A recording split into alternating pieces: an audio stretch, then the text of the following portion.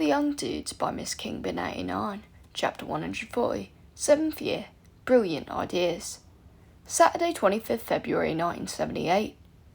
Remus didn't think he had ever hated fire whiskey more. When he woke up the next morning, his throat was raw, his limbs ached, and his head was throbbing. He'd take a full moon over a hangover any day. At least after a full moon, everyone was sympathetic. Ugh! Someone else groaned from their bed. There were loud footsteps as whoever it was ran to the bathroom, slammed the door, and began to throw up noisily. Lovely, Sirius murmured from the pillow next to Remus. All right in there, Pete, James shouted. He was met with an alarming gurgling sound from within the bathroom. Bit of breakfast to sort you out, James advised. Remus heard James's feet at the floor. He began to whistle a jaunty tune. Bloody perfect Potter and his immunity to hangovers. Remus's stomach growled. Breakfast sounded good, despite the stabbing pain behind his eyeballs. Sirius raised his head at the noise and grinned. All right, Mooney. He nodded, weakly. Thirsty. Hungry. Suppose I'm not getting my Saturday lie-in then, Sirius sighed, over-dramatically. He whipped back the duvet, then the curtains to climb out. Remus sat up slowly. Pyjamas, he grumbled, feeling around under his pillow. Yeah, you put up a bit of a fight on that front, Sirius chuckled, stretching and yawning. Said you were too hot. You threw them across the room, and I gave up. Defeatist, Remus replied, clambering out of bed in his boxers to look for them. He'd have to go and use the shared bathroom up the hall. It didn't sound like Peter would be coming out any time soon. His eyes stung in the bright morning sunlight, and he bent over, feeling about on the floor for his pyjama shirt and bottoms like a confused gibbon. Morning, lads, Lily said, from the end of James's bed. Shit! Remus jumped, surprised, and covered his crotch with the nearest Quidditch magazine, then dived back behind his bed curtain. What the bloody hell are you doing here? I slept here, Lily replied, a grin in her voice. I didn't know you two shared a bed. I didn't know you two shared a bed, Sirius replied, indignantly. He threw Remus's pyjamas. There you are, Mooney. Make yourself decent. Remus was going to kill James. What did he think he was playing at, inviting girls into their bedroom? Surely there was an unwritten rule on that. Was nowhere sacred? He pulled his pyjamas on as quick as he could over his underwear, then hurried out of the room. I didn't see anything, Lily called after him, giggling. Christ. Thank goodness it was Saturday. They made slow progress to breakfast, but in the end, even Peter made it down, though he was still very pale and quiet, and just sat sipping his tea. Remus, meanwhile, loaded his plate up until he couldn't see the china pattern. Weekend breakfasts were the best. Fried eggs, thick Cumberland sausages, dark fried mushrooms, bacon, golden toast slathered in butter, baked beans, fried tomato, black pudding. He was seriously going to miss Hogwarts food. Why is Remus eating a hangover breakfast? Mary asked, pouring herself some orange juice. And where were you all yesterday afternoon? Think you've answered your own question, MacDonald, Sirius winked. You lot have all the fun, she grumbled. Not fun, Peter replied, his head in his hands. Bad time. Have something to eat, Wormtail, Remus suggested, swallowing his own mouthful. You'll feel better. I think he's frightened to lose an arm, Sirius smirked, as Remus reached for another portion of bacon. Yeah, that was the last slice of toast, Mooney, James complained. Oh, for goodness sake, the plates refill, don't they? Remus rolled his eyes. Always wondered how that happens, Mary mused, watching as the toast rack was magically replenished. It's not that complicated, Sirius said. Basic teleportation spell. The house elves have tables directly beneath us in the kitchens. They load that up, then transport the foods to the corresponding plates above. Sort of like a magical dumbwaiter, Remus nodded, now constructing himself a very complex sandwich. Sounds complicated to me, Mary said. I'm useless at teleportation, though. I had to retake my apparition test 3 times. It's easier with inanimate objects, Remus said, helping himself to catch up. And they're only sending it directly up, so the destination part doesn't take as much effort. I tried using it to clean my room once, Sirius said. I just transported all the messy stuff into the room above mine. Except I couldn't get it back again after. My mother had an impenetrable lock on the attic. And I accidentally transported my bed, so that caused a bit of a row. James and Remus sniggered. Peter raised his head. He said. What? Lily asked.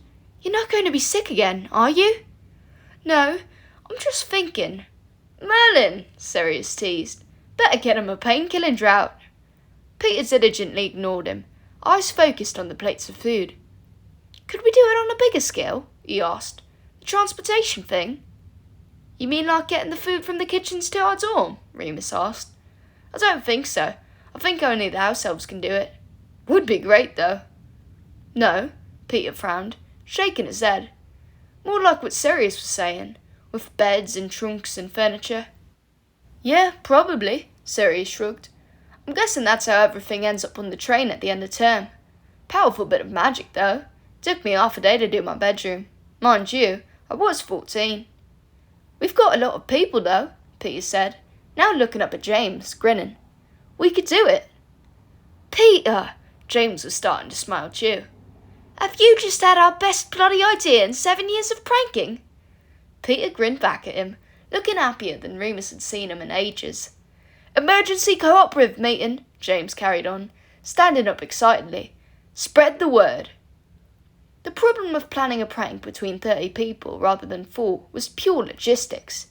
Between Quidditch practices, clubs, Newton hour revision and room availability, calling an emergency meeting was nearly impossible.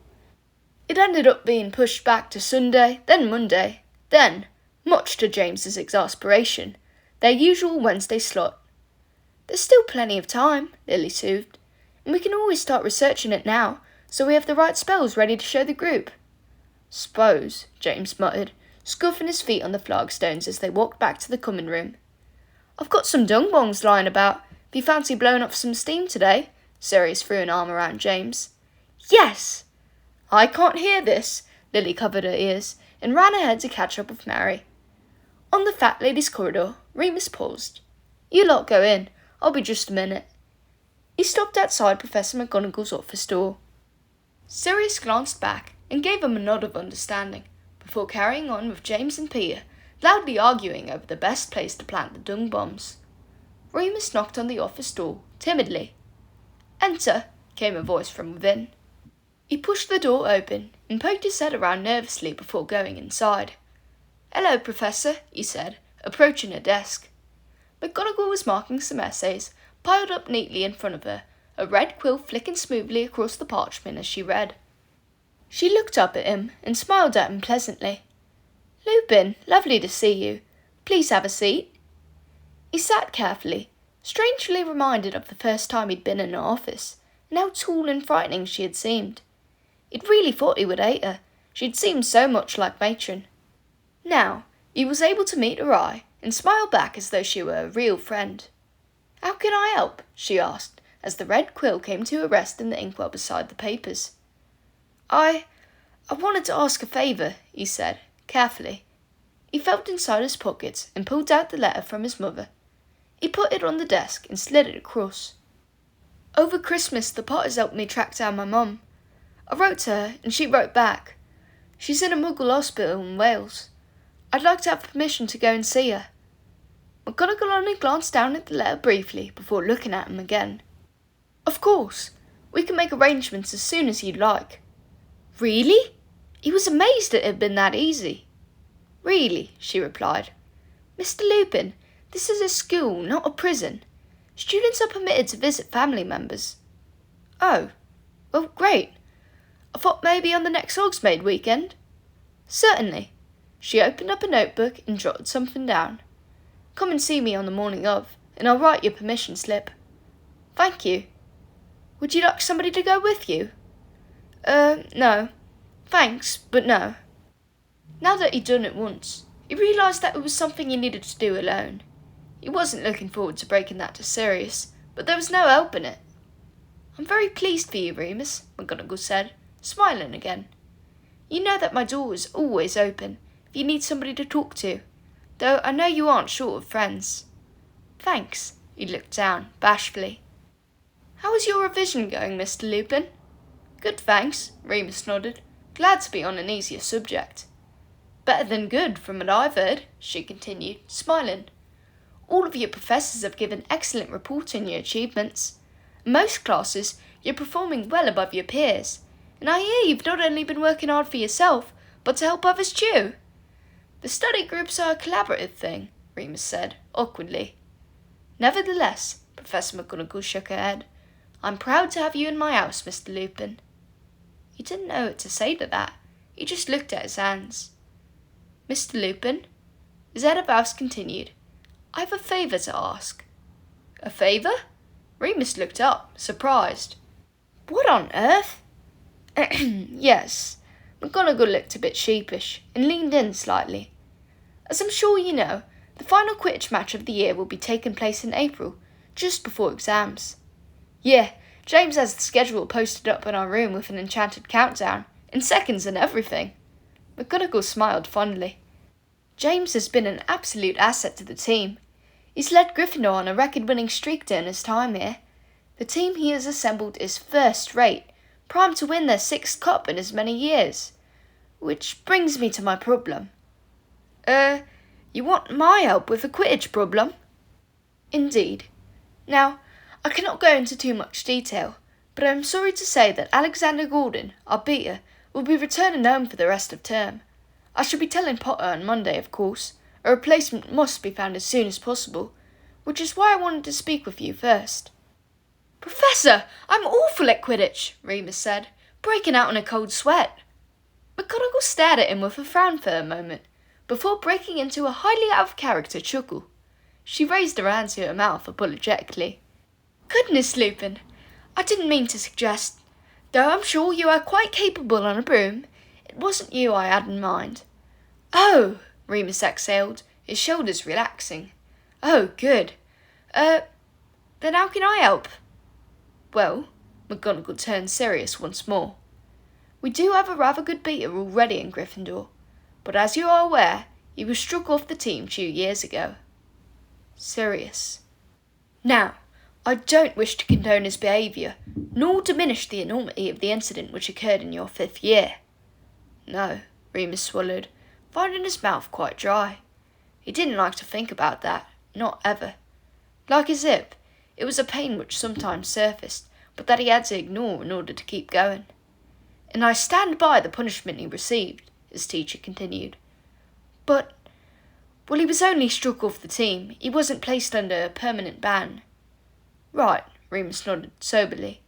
So he can play again if he wants to. Remus, I'm not going to allow it unless you agree, McGonagall said, placing a hand on the desk between them. It was you that Sirius put in danger, and if you feel... No, Remus said. Yes, let him back on the team. Are you sure? She peered over her spectacles at him, as if trying to read his expression. Absolutely, Remus forced a smile. Of course, it was 2 years ago. McGonagall watched him a bit longer, then smiled back, visibly relieved.